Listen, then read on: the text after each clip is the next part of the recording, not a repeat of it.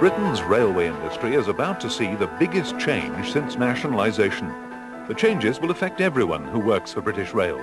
Most of you quite soon, all of you within the next few years. Of course, there's anxiety in the industry about the great changes ahead. Areas of particular concern are employment rights, travel facilities, and especially pensions.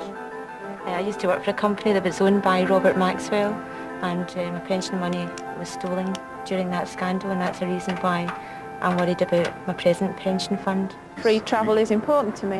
It's okay, it's a perk, it's an extra of the job, but it's a good one. But most of our staff are worried and they do want to know what's happening.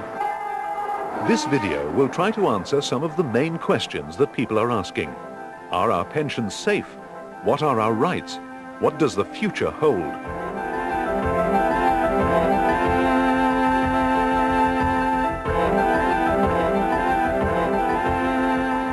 By Easter 1994, Railtrack will have taken control of almost all of Britain's railway infrastructure. The single organisation of British Rail, with its 125,000 employees, has started restructuring.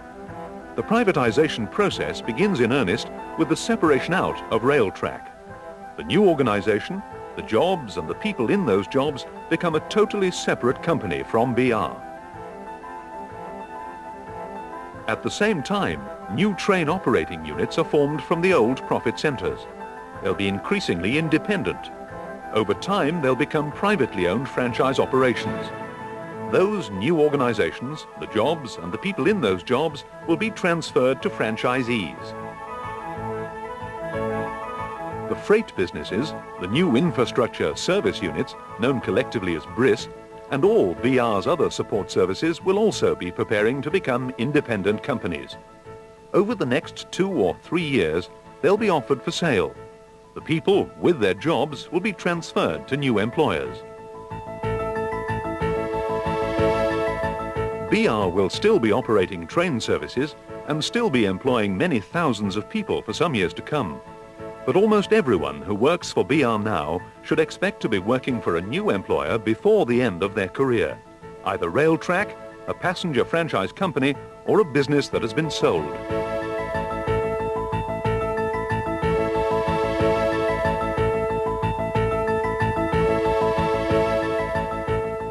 Ever since the Maxwell saga, the security of pension schemes has come in for a lot of attention. Uncertainties over BR pensions generated such political heat that in May last year, Transport Secretary John McGregor was saying, I gave a pledge at the outset, which I repeated in this House on more than one occasion, I think, that British Rail's pension funds would not be used for any other purpose than paying pensions. A new joint industry pension scheme is now to be set up for the railway industry by autumn 1994. Everybody within the BR pension scheme will be transferred to this new joint industry scheme, the JIS. We've taken 4 principal steps to safeguard BR pensions and pensioners. First, we are independent trustees of the employer. 6 trustees are appointed by the trade unions, and 6 are appointed by BR. Second, post-Maxwell, we took independent legal advice to make sure that the pension rules represented the best practice that we could achieve. Third, we tackled vigorously the proposals that government put forward in the White Paper and secured some very important changes. For instance, insisted on the establishment of a joint industry scheme. That wasn't in government mind initially. And finally, there never was any intention and there has been no transfer of assets from the scheme to government.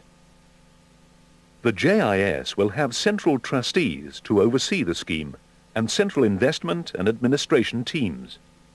Your pension will be in one of the sections of the joint industry scheme, depending on who your employer is in the new railway. But what about existing BR pensioners and deferred pensioners? Well, they'll be transferred to another section, a closed fund that is guaranteed by government. The existing BR scheme is one of the best in Britain. One important point to remember, of course, is that the scheme will still be administered by the same people once it's a joint industry scheme as it has managed it at the moment. So all the fruits of good investment that have brought valuation increases in the past, at least the same people looking after your scheme in the future. The Railways Act 1993 gives you two principal pension safeguards. As long as you're in continuous employment, and as long as your employer remains in the railway industry, you have the right to remain in the JIS, and you can insist that you do so. Secondly, even if your new employer leaves the railway industry, as long as you remain in continuous employment, you will have a legal right to a pension no less favourable. In other words, pension arrangements that are just as good as now. You lose both these safeguards if you break your continuous employment. For example, if you leave the railway industry to work outside, or you leave one railway employer to work for another. But all is not lost. Losing the safeguards only means you lose the right to insist that you belong to the JIS. If you're still in the industry, you can still belong to the scheme if your employer agrees, and it certainly doesn't mean that you've lost any money. Nothing can touch the funds you've built up from past service. If you do lose the safeguards and have to join another scheme, you don't have to transfer your money unless you want to. We invited to our studio a group of people who'll be transferred to Railtrack on April the 1st. I started in the railway 10 years ago as a signalman Class 8 Belmont signal box, and I progressed from there through the signalling grades up to traffic supervisor at Ayr, and I've since come up to Paisley as a senior operations supervisor, and I hope to progress from there into management. Cheers, Tom. Hi, Tom. How are you doing at Anderson? Oh, it's Dale, really waiting a hand signalman. One of the main things about this industry is it's got a good pension fund. There is a lot of people who have paid a lot of money into the pension fund, and they are worried that after all this has happened, they'll end up with nothing. That's not right, and the safeguards that we've been all working for in the last year or so are designed to make sure that our pension scheme is secure and that the thing that you're most worried about doesn't happen, because it's my pension in there as well. The situation is that the scheme will effectively be translated from the present scheme into the new joint industry scheme. The investments that are there in the current scheme will simply continue to be there, and all new investments in the future will continue to be made in exactly the same way that they are made today. So the scheme itself is absolutely secure. And see, you're talking, Paul, about the money being locked in. See, the likes I'm in Brass 2, I pay into Brass 2. Now, is that money safe that we've paid into Brass 2? Yes, it is. And will that carry on into Railtrack? The money's absolutely safe because it's part of your pension, part of your pension arrangements. And what you've got there and the arrangement that you have to pay money into Brass will continue with you into Railtrack. Right. There's a question about whether you can change the amount you pay into Brass in the future. That was to be the next part of my question, yeah. Well, I don't know. That'll be up to Railtrack to make a decision about that. Certainly, what you've got and what the amount you're paying currently, you'll continue to be able to pay when you move into the into Railtrack. That's safe. That'll just carry on as per usual. Absolutely. Yeah. Right. Yeah. Yes, the BR pension scheme is supposed to be one of the best run schemes in the country. Are standards going to be maintained after April the 1st? Yes, they will. There'll be no change in the way the schemes run, really, after April. It'll still be run through what's called a central trustee, and the trustees themselves are representatives of the employers and of the members of the scheme. That's all of us. And they are there today, and they'll continue through the changes, and it'll be run in just the same way. At present, when I retire, I'm entitled to a lump sum plus my pension. Yeah. Will this be affected in any way under the new system? No, I mean the arrangement that you've got will continue. The rules of the scheme are what dictate how it happens, and they are set by the trustees and can't be altered without agreement by the trustees. And I would expect that the arrangement that you're entitled to today will continue absolutely unchanged into the future, a lump sum and a pension. If I wanted to move from a train operating unit into rail track after April the 1st, how will that affect my pension? Well, now we're into a different situation, because after April, when the companies are split away, if you choose to change company, then it's like starting with a new employer. It'll be a fresh start.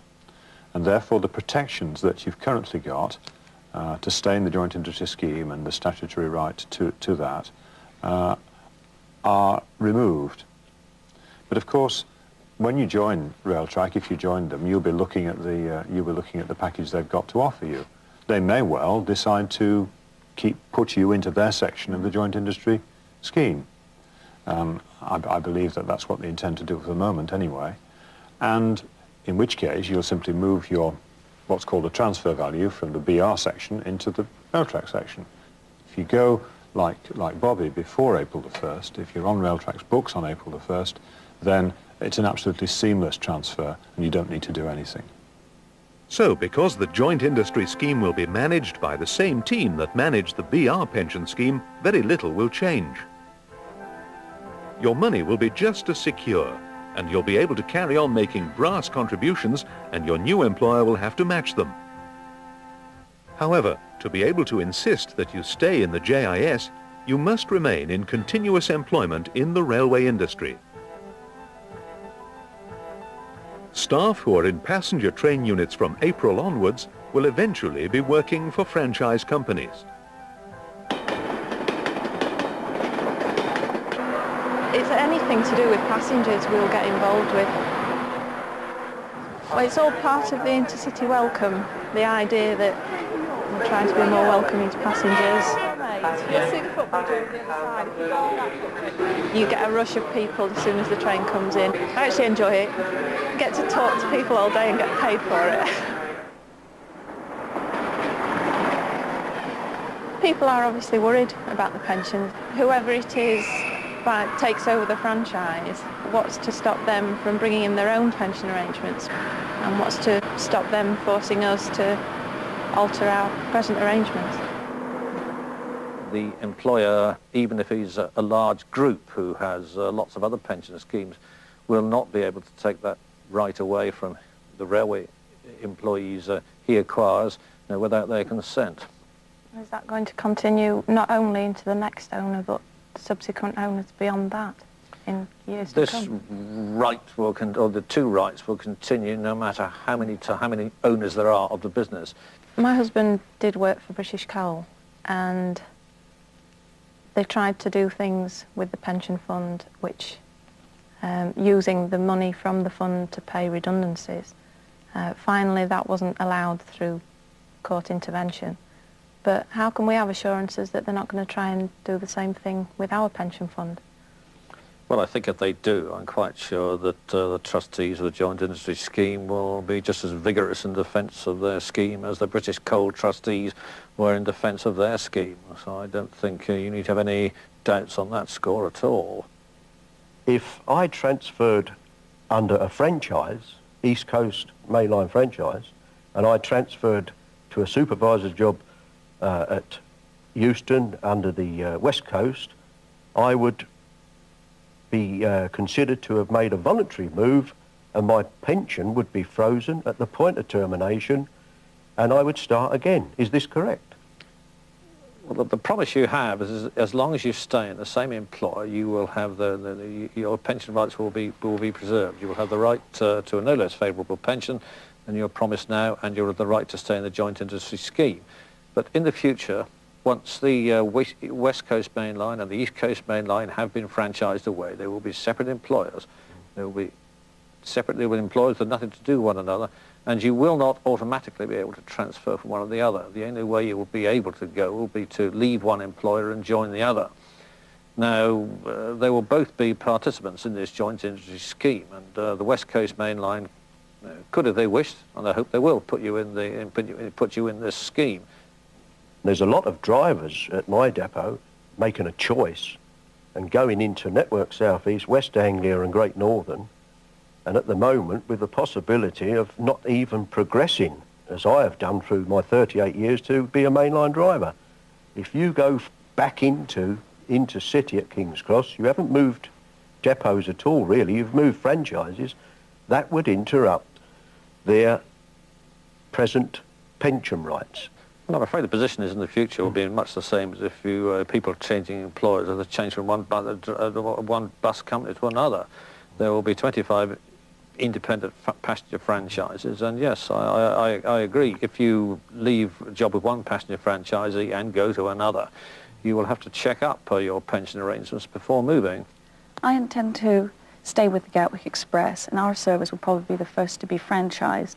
And as you've explained previously, we will take the right with us to remain in the joint industry scheme when that franchise is sold.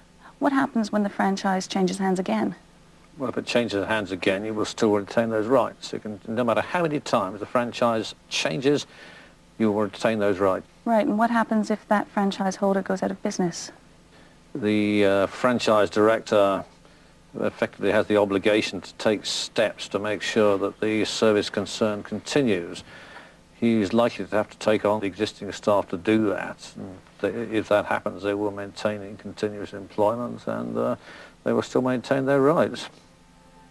If you remain working for the same passenger franchise after privatisation, even if you get promoted or change jobs, you have an absolute right to remain in the JIS. You keep that right whenever the franchise changes hands. You lose the right to insist that you remain in the JIS if you move from one passenger franchise business to another, but your new employer may agree that you can stay in the scheme. Major areas of the industry will be formed into separate businesses and eventually sold outright.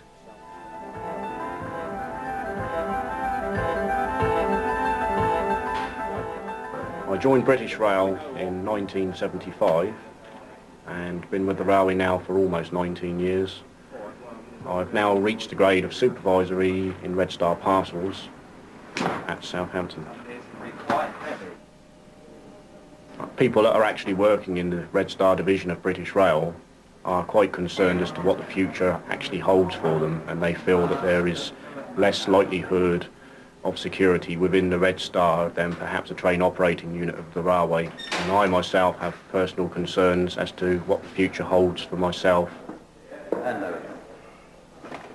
If Redstar was sold to, say, TNT, what guarantees do I have that they would stay within the joint industry scheme for pension purposes, and who would make sure that they honoured that?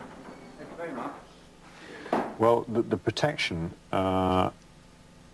is with you, because we won't sell the company, first of all, until they can provide evidence that the pension scheme that they're proposing, what it is, what the rules are, and that it gives you the benefits which you're entitled to.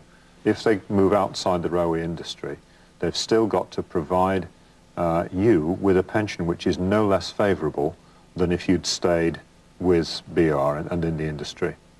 So that means that the scheme may not be exactly the same, but it's got to provide you with benefits that are no less favourable. You will go into each firm which takes us, you know, to make sure that they're vulnerable and everything else is...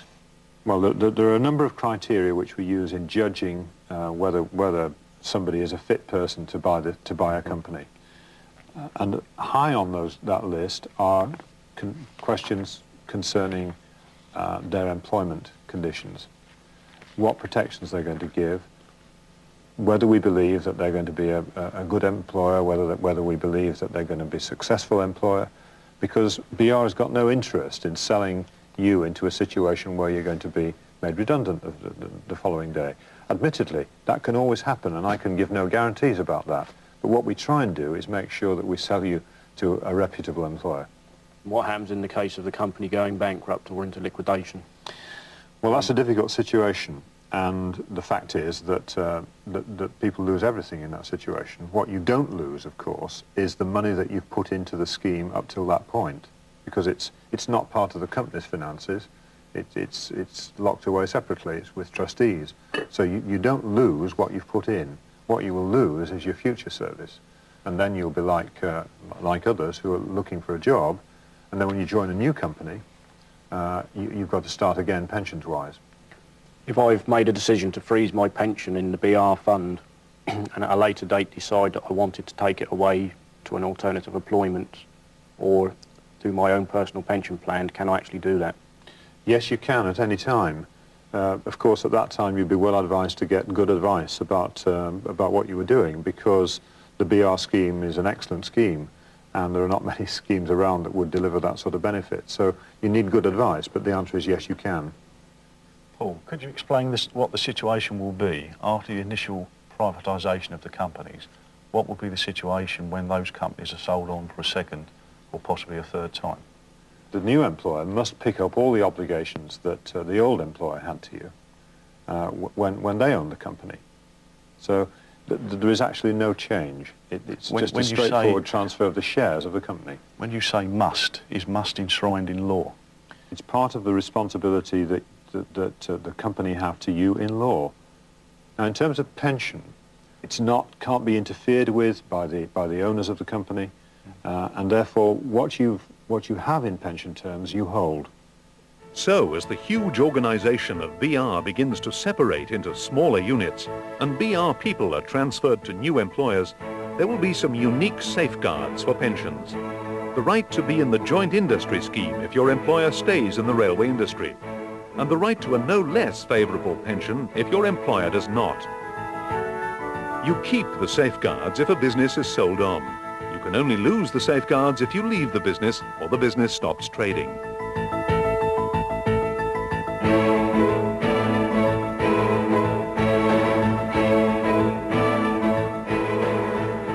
Whenever you and your job are transferred from one company to another, the pay and the conditions that you enjoyed immediately beforehand stay with you.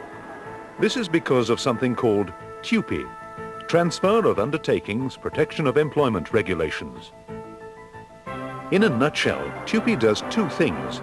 First, it guarantees that if your job is transferred to a new employer, you move with your job. You don't have to reapply. You're transferred automatically. The second thing is that you take with you the terms and conditions of employment that you already have. A new employer might want to negotiate a new employment contract with you, but the contract can't be changed except with your agreement. It's your right to insist on proper negotiation of any change. Then, of course, there are some general employment rights under the law. For example, rights to maternity leave or sick pay. So what's to stop our new employer from changing our terms and conditions the day he takes over? Well, of course, any employer can always propose new terms and conditions to their employees. BR can now. But I think it's unlikely that a lot of the new employers in the railway industry will do that on day one, as you suggest. Think about what an organisation is buying. An organisation is buying the skills and the experience of the staff, often very specialist skills. It's going to want to make it with those employees and to thrive with those employees. So it's hardly likely to go about dealing with new employees in a very aggressive way that undermines their confidence and undermines their commitment to the organisation.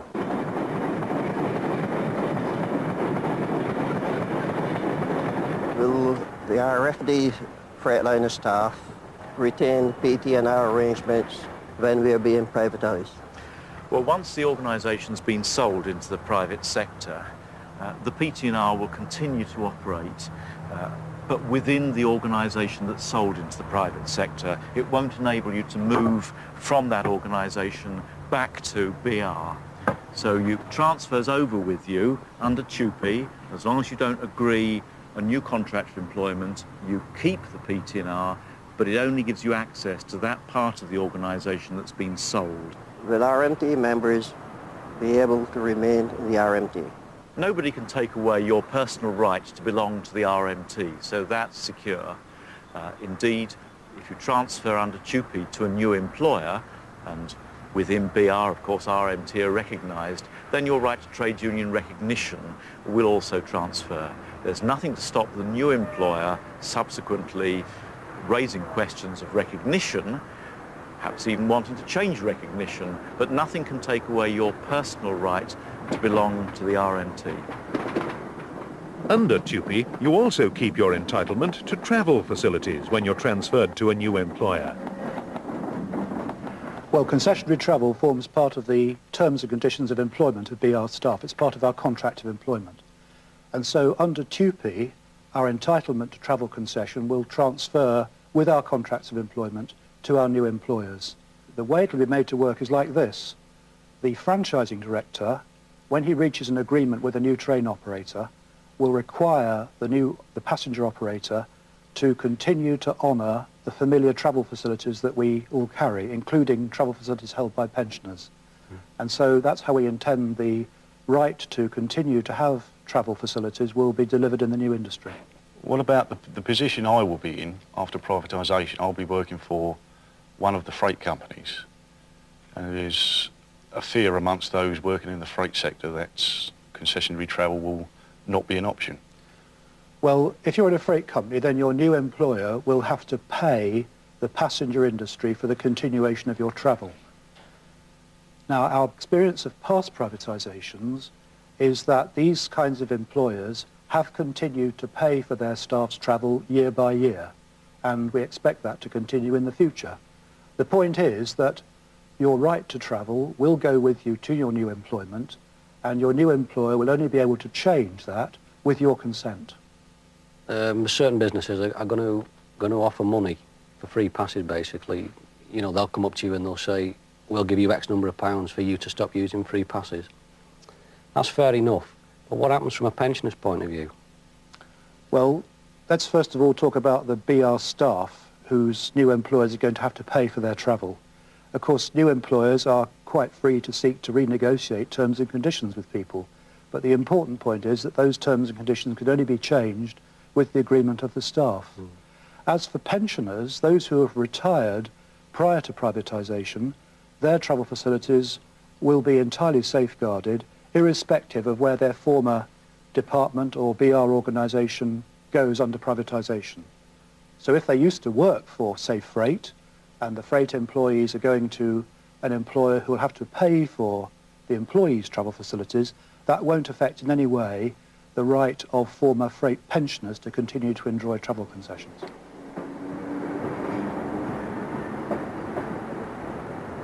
Gareth, surely privatisation, will that mean a cut in pay and conditions?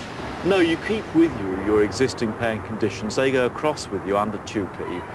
You might subsequently agree new terms and conditions, but it doesn't always mean a cut. I know there are some horror stories about things that have happened on privatisations, but equally so, people have had improved terms and conditions after being privatised.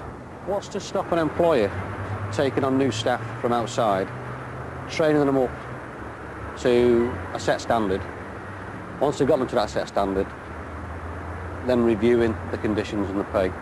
Could arise, it's going to take years, isn't it? I mean, it takes a long time to train a railway operator, and even if you do hire somebody off the street now and train them up in operating skills, it will take 10, 20 years perhaps to achieve the level of knowledge and skill of the railway to undertake the senior supervisory and management positions. Is there any written guarantee, laid down guarantee, to say that pay and conditions will not be cut after privatisation? Well, nothing's guaranteed for life. Under TUPE, you keep with you your existing terms and conditions when there's a relevant transfer. So, and thereafter, just as now, the employer might come to you and want to renegotiate your contract, but nothing's for life, and it would be wrong to give you an assurance that clearly would be outside what can reasonably be said. There can be no 100% guarantees about the future under privatisation, but the law does now give you some important rights and pension safeguards. You can find out more from the booklet that comes with this video. One thing is certain, the privatised industry will need all the talents and skills that BR uses now.